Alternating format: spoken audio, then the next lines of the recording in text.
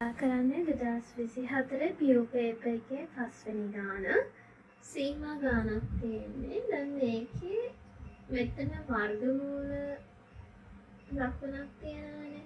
අපි එයාව නැති කරගන්න එයාගේ ප්‍රතිපදයෙන් උඩයි යටයි වැඩි කරමු ඉස්සෙල්ලා.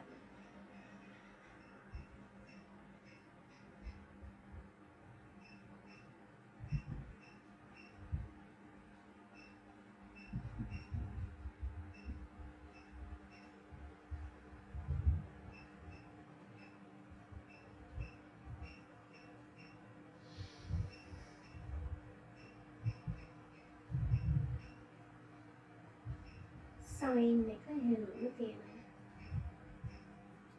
එතකොට මෙතන නම් x ඍණ 3 ඍණ 1 කියලා. x ඍණ 4 වර්ගය මෙතන x ඍණ 3 ධන 1. මෙයාට x ට 4 ආදේශ කරාට බිංදුවක් වෙන්නේ නැහැ මේ ප්‍රකාශනය. ඒක නිසා මේ ප්‍රකාශනයට අපිට කෙලින්ම ආදේශ කරන්න පුළුවන්. හැබැයි මෙතන මූල x ඍණ 2ට අපිට මොනවත් කරන්න විදියක් නැහැ. ඒක නිසා අපි බලන්න ඕනේ ඒකට මොකද කරන්න කියලා.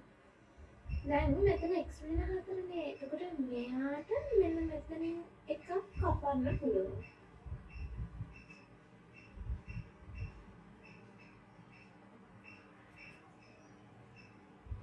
දැන් ඉතුරු වෙනවා යට මෙයා ගැන හිතලා වැඩක් නැහැ. එයාව දැන් 4 ආදේශ කරාම එයාගෙන් වගයක් එනවා.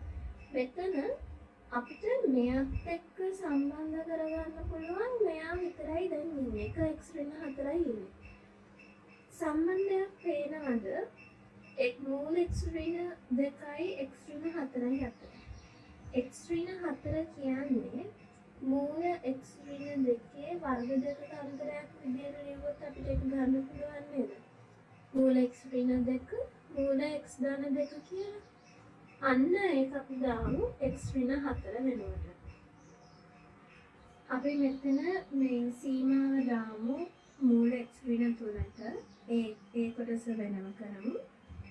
වෙනම x ඍණ 4ට දාමු අපි ගත්ත ප්‍රකාශනය.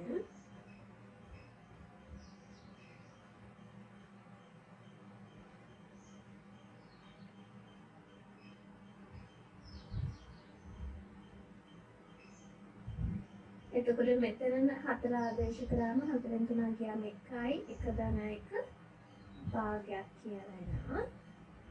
මෙතන ලිමිට් x යනවා 4ට sin වර්ගමූල x ඍණ 2ත් එක්ක වර්ගමූල x ඍණ 2 කියන පදය ගන්න. එතකොට ඉතුරු වෙනවා 1ට වර්ගමූල x ධන 2 කියන පදය. එතකොට අපි නීතියක් ගන්නවා ලිමිට් මොකක් හරි a ට යටි sin a යට a කියන්නේ sin x